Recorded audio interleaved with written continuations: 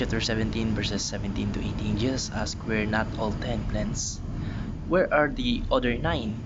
Has no one returned to give praise to God except this foreigner?" Sa Tagalog po ay, at pagsagot ni Jesus ay nagsabi, "Hindi baga 10 ang nagsilinis? Datapwat saan naroon ang 9? Walang nagbalik upang luwalhati sa Diyos, kundi isang taga-ibang lupa." Magandang araw, at tatalakayin po natin yung araw sa ating daily devotion ay praying with thanksgiving. At ang una pong katuruan na natutuhan ko ngayong araw kay Pastor Russell Ocampo ay, many are quick to ask but slow in gratitude. Ngayon pa lang po ay humingi na ako ng kapatawaran dahil sa magiging voices o ingay sa aking background. At medyo distracted din dahil nandito yung ibang churchmate natin sa church. At ayun nga,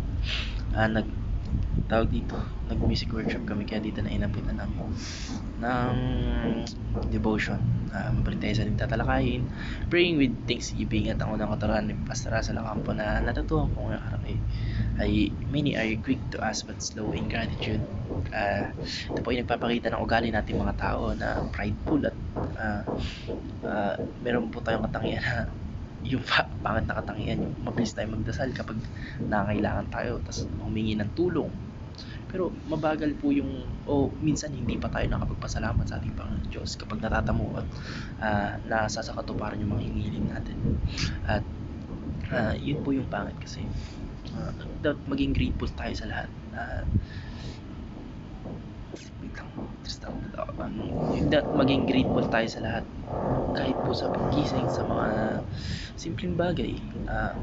Yun, kagaya nga po ng paggising kasi hindi naman po natin alam kung hanggang kailan tayo mananatili rito sa mundo. Kaya lahat dapat ng natatama sa ating biyaya ay pinaghihingi natin ng kapasalamatan sa ating Panginoong Jesus, sa ating Panginoong Diyos.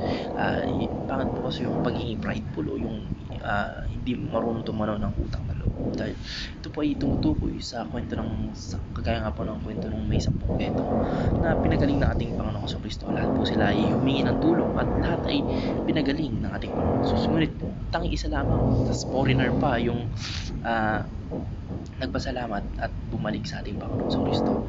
Ang pahayag po na ito ay nagpapakita ng kabiguan nating mga tao sa pagpapakita ng pasalamat o pagiging grateful sa mga natatamasa nating biyaya sa ating Panginoon Diyos. At yun nga po yung kailangan natin minsan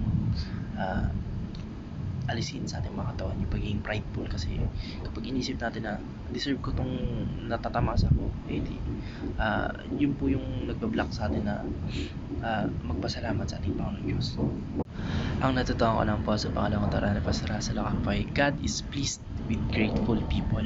Natutuwa po ang ating Panginoon Diyos sa mga tao nagpapakita ng pasasalamat sa kanyang mga biyaya at pagpapala na ibinibigay niya sa mga tao.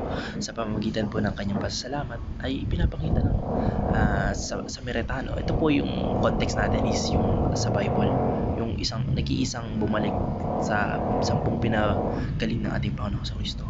Yung pag kanyang papasalamat po ay pinapakita na yung tunay na pagpapakumbaba at pagkilala sa kabutihan ng ating Panginoon Diyos, na pinagaling siya at nagtiwala siya na gagaling siya sa pamamagitan ng ating Panginoon Diyos. Ang Diyos po ay natutuwa at pinapalakas ng kanyang pananampalataya by that faithful and being grateful. Kaya yung pahayag po na God is pleased with grateful people ay nangangulugan na ang Diyos natin ay masaya kapag tayo mga tao ay nagpapakita ng taos-pusong pasasalamat at pagiging grateful sa ating Panginoon Diyos. Kaya sa kanyang mga ginagawa sa atin, sa yung basta nalulugod po ang ating Panginoon Diyos pag tayo ay nagiging grateful sa mga natatamasa nating blessings in our everyday life, tulad po ng pinakita ng Samaritano sa kwento. Ang natutuhan ko lang po sa pangatlong katuruan ni Pastor Russell Ocampo is entitlement is the enemy of thankfulness. Ay nga po, kagaya na sinabi ko kanina, kapag feeling natin entitled tayo sa mga natatamasa nating biyaya, doon na pumapasok yung pride na deserve ko to, kaya bakit pa ako magpapasalamat?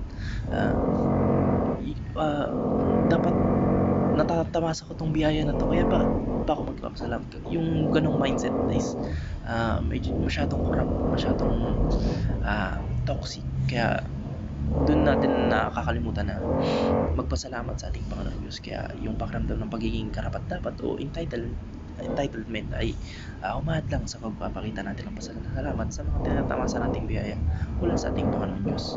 Kaya sa kwento po ng ating Panginoong Kristo na yung 10 pinagaling niya na may ketong, tanging isa lamang Samaritano yung bumalik para magpasalamat.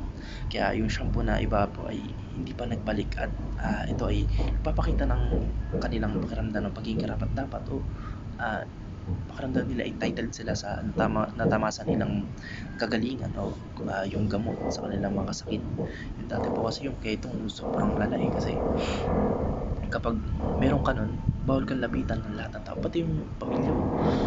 Umabot pa sa point na aabutan ka lang nila ng pagkain tapos hindi sila pwedeng sa'yo lumapit kahit kalanghap lang man lang ng same air as you.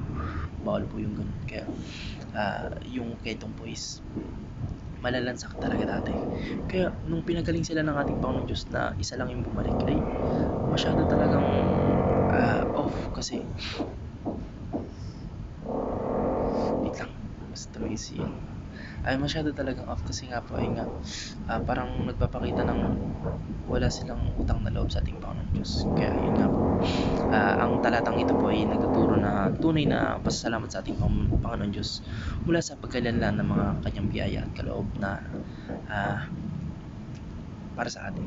Hindi po obligasyon ng ating Panginoon Diyos na bigyan tayo ng biyaya at kagalingan sa ating mga karamdaman, pero ginawa niya. Kaya dapat po hindi tayo maging entitled at matuto po tayong tumanaw ng utang na loob at matuto tayong magpasalamat sa mga natatamasa nating biyaya sa pang-araw-araw. Yun lamang po. Maraming salamat and God bless.